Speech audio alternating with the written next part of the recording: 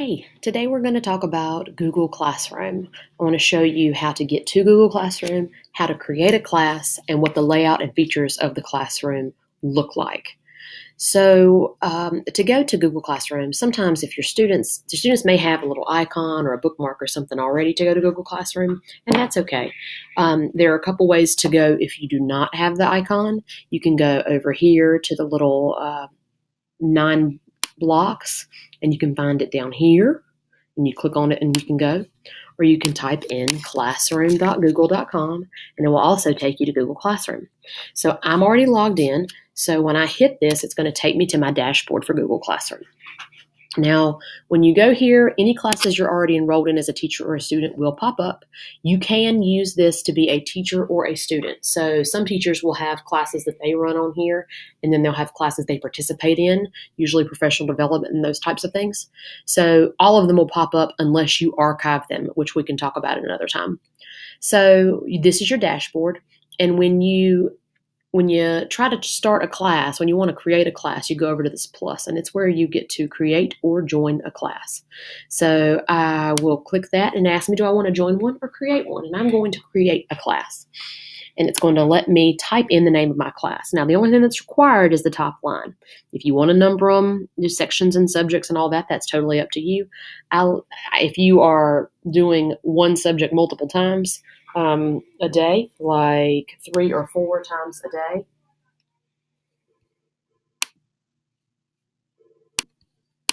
Sorry, my phone was ringing. So you have to put the name of the class at the top. If I have multiple sections of the same class, I like to label the sections at the top. It just makes it easier for me when I'm looking at my dashboard, but it's totally your personal preference. So for this one, I'm going to put test class 1, and I'm going to hit create. Test class 1. So if I did a bunch of test classes, I would do 1, 2, 3, 4. So here's my test class 1. So when you look up here, that is really gross to me because I do not like spiders. So I'm going to start by changing the theme. So it gives you a theme automatically, but you can change the theme as you see fit. So you go over here to select theme, and it pops up with a gallery. It has a gallery of photos, and then it has some patterns. So you can choose patterns if you don't really want to do the pictures. So this little guy is fun. So I'm going to pick this guy.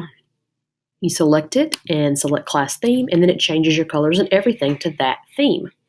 So let's look at the layout.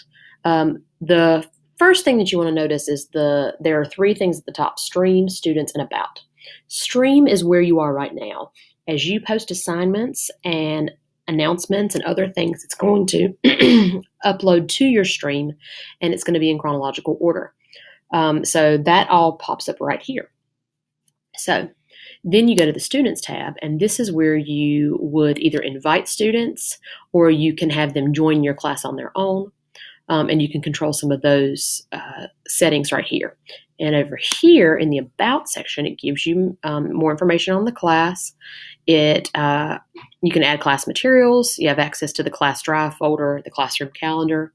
And down here is an interesting feature. You can invite teachers. So if there are multiple teachers using the same Google Classroom, or you are in an inclusion or co-teaching classroom, and you want both teachers to have access to the materials and to be able to assign announcements or assignments, then you can hit invite teachers and invite a co-teacher into your class. So to go back to the students, let's talk about how to invite students. If you want to put in students' names and emails, you can invite them one at a time, but that takes a long time. The fastest way to get students to join your classroom is to use the class code option, which is right here. So what you would do is you have the students log on, and then you go to your class code and you display it, and it pops up large on the screen, and the students just type in the class code, and then they hit join. They go to Google Classroom just like you. They hit the plus sign, but instead of creating a class, they hit join class, and then it pops up for them like this. So once they type that in and they submit it, then they automatically join your class with all their information. And that's really great, especially if they have those Google logins already. That is super easy for you. They're all already in there. It's the best way to add students if at all possible. Right here underneath the class code, it gives you an option of students can post and comment in your class, students can only comment in your class, and only teachers can post or comment in your class. Now, if a goal of yours is digital citizenship, and you want to show kids how to communicate appropriately in class on platforms like this, then you can really push that in your class and instruct that in your class, and then let them post and comment as necessary.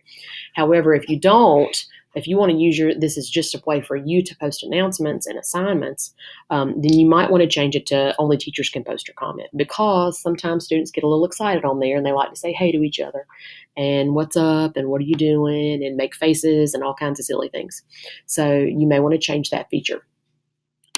And down here it says include this class and guardian email summaries. We can talk about that a little later on. So that is what a platform looks like. The platform looks like for Google Classroom. The next video is going to be about creating announcements and assignments to your class. So look forward to seeing you then.